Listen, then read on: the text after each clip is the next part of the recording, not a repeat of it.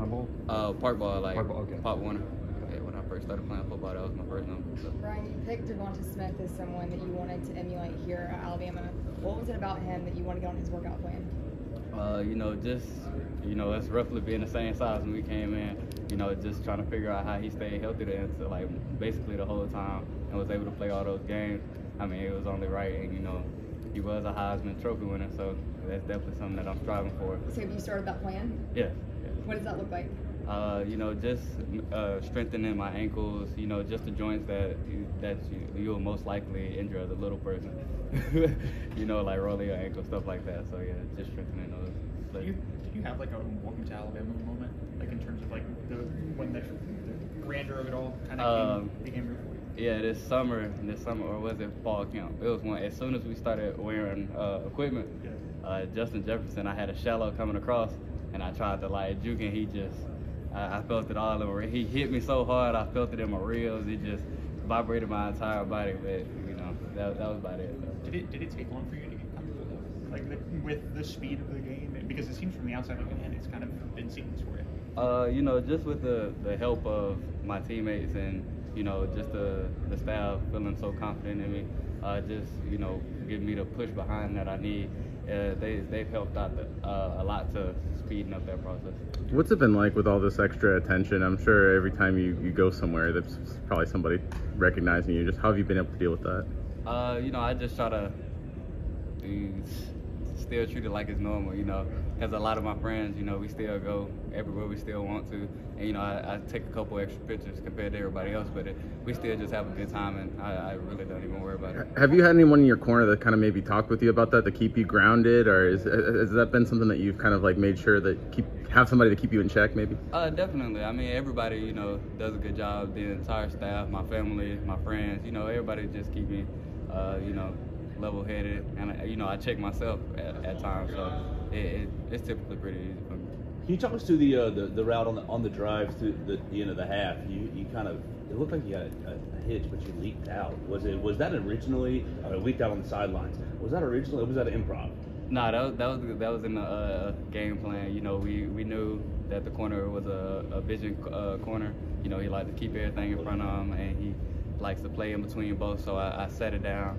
And then as soon as he went on the seam, I just leaked out down the sideline, and Jamie put it perfect.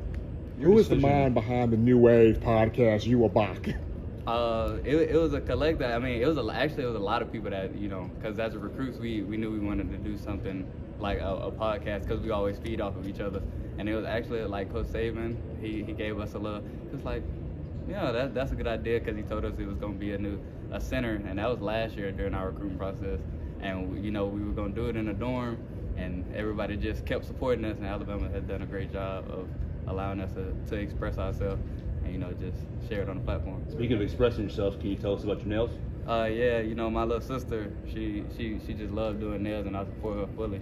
And, I wore these with my green suit, so we'll change it up pretty much every week. Ryan, you're talking about the podcast, and obviously making that bond with your teammates. How is it just traveling to Wisco, having that team bonding over in Madison? It's crazy. Just everybody. I think we all have the same mindset, the same goal. Or we wouldn't be here. So it's pretty easy for us to bond and just click on the same level, because we all have pretty much the same mindset. So and especially when we get the guys on the podcast, just to express themselves, show everybody that we're not just football players. So that's just a plus for us. Really, when I decommitted, it was just just to go check my options, because Coach Saban had retired. That was my head coach. My receiver coach had retired. So it was just a matter of making sure. But as soon as they stepped foot off the plane, I was almost basically getting a phone call, and they were on the trail, extremely hard from the jump. So it made me feel comfortable and let me know that Alabama is where home was. Where do you feel like you've gotten more comfortable from game one until now and learned the most? I think just pretty much just understanding the speed. Everybody's good, so just understanding it's something that I could bring from high school that'll still work, but just being not a robot, just playing reaction football, because that's what the game is about. So you committed under Nick Saban. If he was the head coach right now, we wouldn't be talking to you just because of the freshman role. Do you like being able to talk with the media, and how do you embrace this part of the role of being a star on campus? I definitely embrace it, because I know it's a part of it, and if I wouldn't have been doing it this year, at some point I believe I would have been doing it. But it is a privilege and honor to be able to do it my freshman year, and I appreciate Coach Boyd for that. When you